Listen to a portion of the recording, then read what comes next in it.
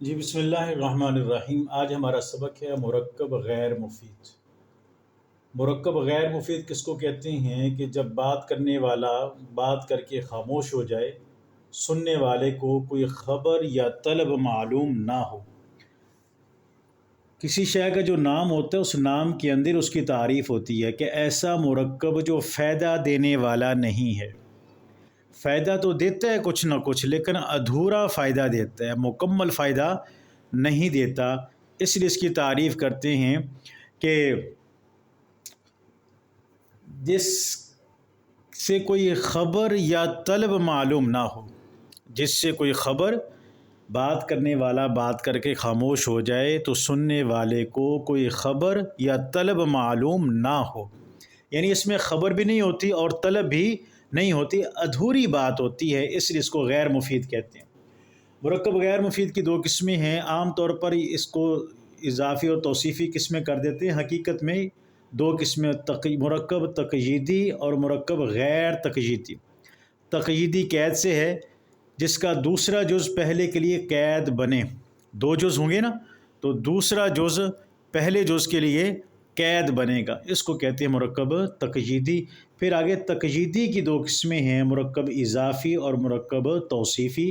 اس انداز میں اگر تقسیم کی جائے تو سمجھنا طالب علم کے لیے بڑا آسان اور بہتر اور مفید بنتا ہے کہ تقییدی کی دو قسمیں ہیں، اضافی اور مرکب توصیفی۔ مرکب اضافی اور توصیفی، ہم نے آج صرف مرکب اضافی کو حل کرنا ہے، یعنی مرکب غیر مفید کی قسم مرکب تقییدی، تقییدی کی قسم اضافی، اس اضافی کو حل کرنا ہے۔ مرکب اضافی کس کو کہتے ہیں؟ اضافت، نسبت، تعلق۔ اضافت کس کو کہتے ہیں؟ نسبت کو، تعلق کو۔ تعریف یوں کرتے ہیں کہ جس میں پہلے جز کا دوسرے جز کے ساتھ خاص قسم کا تعلق ہو۔ دو جز ہوں گے نا تو دوسرے جز کا پہلے جز کے ساتھ خاص قسم کا تعلق ہو، خاص نسبت ہو، یا آسان کہہ دو کہ جس میں دوسرا جز پہلے جز کے ساتھ اپنی ملکیت کو بتلائے۔ جیسے ہم اپنی زبان میں کہہ سکتے ہیں کہ یہ ایک چیز میری ہے، یہ چیز فلانے کی ہے، یہ چیز اس کی ہے۔ تو اب یہ جو جب بتلایا جاتا ہے تو یہ ایک ملکیت کو بتلایا جا رہا ہے کہ یہ چیز کیا ہے؟ میری ہے۔ آگے چل کر اس کی وضاحت کرتے ہیں۔ تو دو جز ہوں گے، پہلے کو مضاف کہیں گے، دوسرے کو مضاف الیہ کہیں گے۔ پہلے کو مضاف اور دوسرے کو مضاف الیہ، یعنی اس کی نسبت کی جائے گی اور اس کی طرف نسبت کی جائے گی۔ پہلے اس کے ساتھ تعلق ہوگا تو پہلے کو مضاف، دوسرے کو مضاف الیہ کہیں گے۔ اب دوسرے اس کی پہچان لفظوں میں کیسی ہوگی کہ جو پہلا جز ہوگا اس پر الف لام کبھی نہیں آتا، جو مضاف ہے اس پر الف لام کبھی نہیں آتا، مضاف کے اوپر تنوین کبھی نہیں آتی۔ یہ دو بنیادی چیزیں ہیں، اور بھی اس کے فوائد ہیں، لیکن ابتدائی طالب علم کے لیے ابتداءً جو ہے وہ صرف اتنا کافی ہے کہ پہلا جو جز ہوگا اس پر الف لام نہیں ہوگا اور اس پر تنوین بھی نہیں ہوگی، اور جو مضاف الیہ ہوگا وہ ہمیشہ مجرور ہوگا، اس کے نیچے جر آئے گا، یعنی کہ اس کے نیچے ہمیشہ زیر آئے گی، جو مجرور ہوگا اس کے نیچے ہمیشہ زیر آئے گی۔ تو خلاصہ بات کا یہ نکل آیا کہ دو جز ہوں گے، دوسرا جز کا پہلے جز کے ساتھ خاص تعلق ہوگا، نسبت ہوگی، ایک خاص ملکیت کو بتلایا جائے گا۔ آگے ملکیت کی ہم مثالیں نکالتے ہیں۔ پہلی دیکھو، رسول اللہ، پہلی مثال ہے رسول اللہ۔ اب دیکھو رسول کی نسبت ہے اللہ کی طرف، رسول کا تعلق ہے اللہ کے ساتھ، تو جس کا تعلق ہے اس کو مضاف کہیں گے اور جس کے ساتھ تعلق اس کو مضاف الیہ کہیں گے۔ تو لفظ رسول ہوگا مضاف اور لفظ اللہ ہوگا مضاف الیہ۔ ترجمہ کیسے کرنا ہے؟ ترجمے کی بات آگے چل کے کرتے ہیں۔ تو پہلے کو مضاف کہیں گے، دوسرے کو مضاف الیہ کہیں گے۔ اب دیکھو جو پہلا مضاف ہے اس پر الف لام بھی نہیں ہے اور اس پر تنوین بھی نہیں آتی۔ ایک اور مثال سمجھ لیں اور اس کے بعد پھر اس کے ترجمے کی بات کرتے ہیں۔ ترجمہ کیسے کرنا ہے؟ کتاب اللہ، تو تو اب دیکھو کتاب کی نسبت ہو رہی ہے اللہ کی طرف، کتاب کا تعلق بتلایا جا رہا ہے لفظ اللہ کے ساتھ کہ یہ کتاب کس کی ہے، اللہ کی ہے۔ وہی بات آ گئی نا ملکیت کی، کہ یہ کتاب کس کی ہے، اللہ کی ہے۔ یہ کتاب کس کی ہے، یہ میری ہے۔ یہ کتاب کس کی ہے، یہ فلانے کی ہے۔ تو اب دیکھو پہلے جز کی گویا کہ دوسرے کے ساتھ ملکیت کو بتلایا جا رہا ہے کہ یہ چیز میری ہے، اور یہاں پر کتاب کس کی ہے، اللہ کی ہے۔ تو پہلا مضاف بن جائے گا، دوسرا مضاف الہ بن جائے گا۔ اب پہلے جز کے اوپر ہم نے پڑھا تھا کہ الف لام نہیں آتا، الف لام نہیں ہے، اور اس پر تنوین نہیں آتی، اس پر تنوین بھی نہیں ہے۔ اور دوسرا جو جز ہے ہمیشہ مجرور ہوگا، اس کے نیچے زیر آئے گی، کسرہ آئے گا۔ تو رسول اللہ، کتاب اللہ، دونوں کے نیچے زیر اور کسرہ آ رہا ہے۔ جی، اور مثالیں دیکھ لیں، پھر اس کے بعد ترجمہ کا طریقہ سمجھیں گے، پھر ان چیزوں کا ترجمہ کریں گے۔ کلام اللہ، کلام اللہ، تو کلام کی جو نسبت ہے وہ کس کی طرف ہے، لفظ اللہ کی طرف۔ تو گویا کہ کلام کی جو ملکیت ہے، کلام کس کا ہے، کس کی ملکیت میں ہے، اللہ کی ملکیت میں ہے۔ تو اس میں نسبت بھی ہوتی ہے، تعلق بھی ہوتا ہے، اور ملکیت کو بھی بتلایا جاتا ہے۔ تو پہلا جز بن جائے گا مضاف، اور دوسرا جز مضاف الیہ۔ دیکھو کلام کے اوپر نہ الف لام آ رہا ہے، نہ اس پر تنوین آ رہی ہے، اور دوسرے جز کے نیچے کیا آ رہا ہے، کسرہ آ رہا ہے۔ اب سورۃ الناس کے اندر بہت ساری مثالیں ہیں، وہاں سے نکالتے ہیں۔ قل اعوذ برب الناس، تو لفظ آتا ہے رب الناسی، تو لفظ رب الناسی، تو رب کا تعلق اور رب کی نسبت ہے لوگوں کے ساتھ، رب کی نسبت ہے لوگوں کی طرف ہو رہی ہے، الناس کی طرف ہو رہی ہے۔ تو پہلا لفظ مضاف بنے گا، دوسرا مضاف الیہ بنے گا۔ جی دیکھو پہلے کے اوپر نہ الف لام ہے اور نہ اس پر تنوین ہے، اور دوسرے کے نیچے کیا ہے، زیر آ رہے، رب الناسی۔ مالک الناسی، ملک کی نسبت ہو رہی ہے ناس کی طرف، اور اس کا تعلق ہے ناس کے ساتھ، اور اس پر پہلا مضاف بنے گا، دوسرا مضاف الیہ بنے گا۔ تو اس پر نہ الف لام ہے، نہ اس پر تنوین ہے، اور دوسرے کے نیچے کیا ہے، زیر ہے۔ الہ الناس، سورۃ ناس کے اندر ہے الہ الناس۔ تو اب یہاں پر بھی دیکھو پہلا جو جز ہے اس کی نسبت لوگوں کی طرف ہو رہی ہے، الناس کی طرف ہو رہی ہے، اس کا تعلق ہے اس کے ساتھ۔ تو پہلے کو مضاف کہیں گے، دوسرے کو مضاف الیہ کہیں گے۔ اس کے اوپر الف لام بھی نہیں ہے، تنوین بھی نہیں ہے، اور دوسرا جو جز ہے اس کے نیچے کیا ہے، زیر ہے، وہ مجرور ہے، جیسے ہم نے شروع میں کہا تھا۔ من شر الوسواس، شر الوسواس، تو اس کا تعلق اور نسبت ہو رہی ہے وسواس کی طرف۔ تو پہلے کو مضاف کہے گا اور دوسرے کو مضاف الیہ کہیں گے۔ تو پہلے کے اوپر نہ الف لام آ رہا ہے اور نہ اس کے اوپر تنوین آ رہی ہے۔ سورت کو پورا کر لیں، پھر ان ساری باتوں کا ترجمہ کریں۔ اس کے بعد صدور الناس، صدور کی نسبت الناس کی طرف، صدور کی نسبت الناس کی طرف۔ تو پہلا مضاف، دوسرا مضاف الیہ، اس پر نہ الف لام نہ اس پر تنوین، اور اس کے نیچے زیر آ رہی ہے، من شر الوسواسی الناسی الناسی الناسی صدور الناسی۔ جی تو اب یہاں پر دیکھو، تو پہلے کو مضاف، دوسرے کو مضاف الیہ کہے گا۔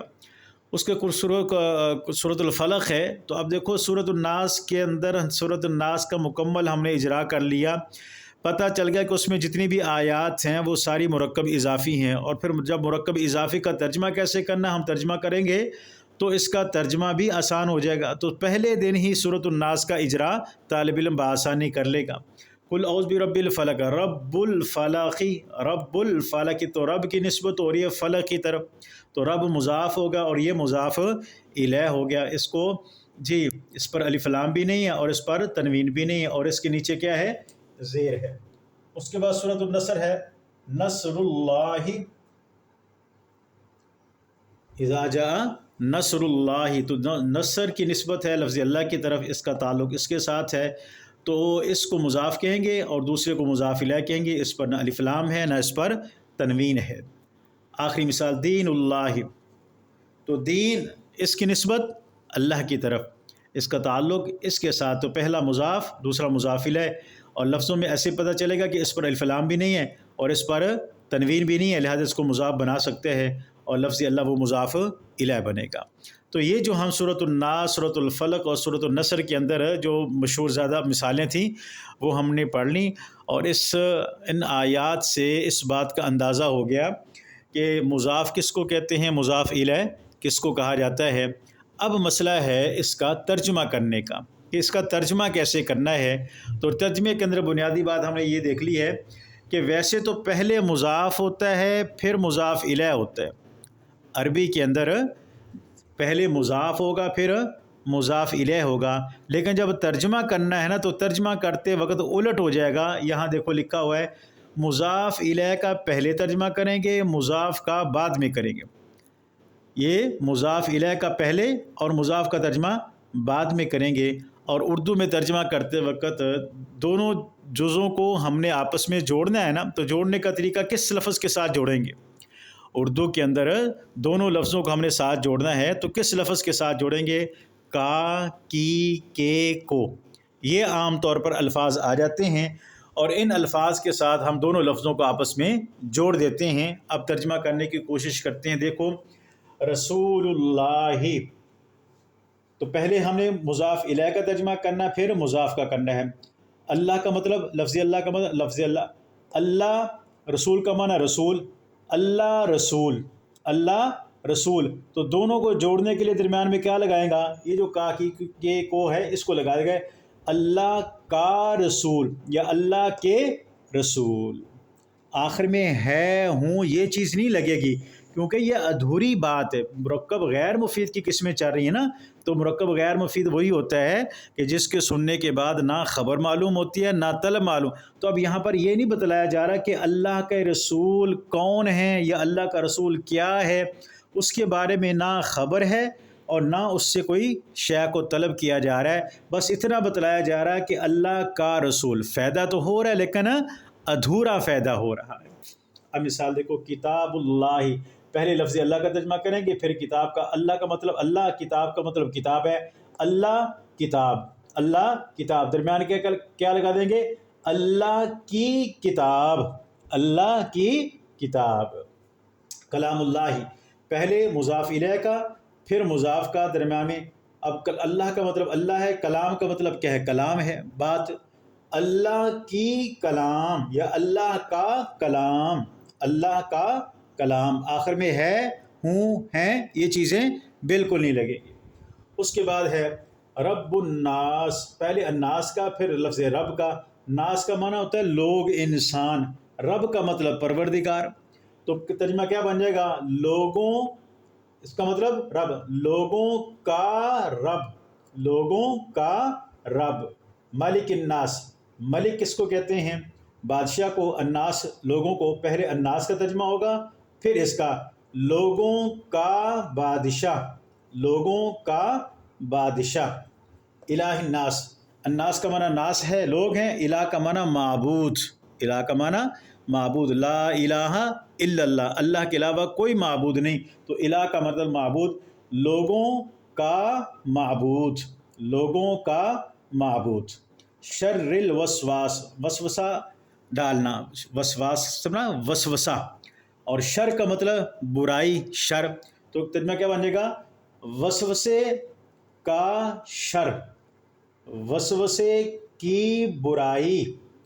الوسواس وسوسہ ڈالنے والا، مراد شیطان ہے، تو وسوسہ ڈالنے والے کا شر یا وسوسہ ڈالنے والے کی برائی۔ تو اب دیکھو سورۃ الناس ہم نے سبق پڑھا اور اسی کے ساتھ سورۃ الناس کا ساری آیات کا پتہ بھی چل گیا، مضاف کون ہے، مضاف الیہ کون ہے، اور اس کا ترجمہ کرنے کا طریقہ بھی الحمدللہ یہی صاف ہو گیا۔ آخری 2-4 مثالیں رہ گئی ہیں۔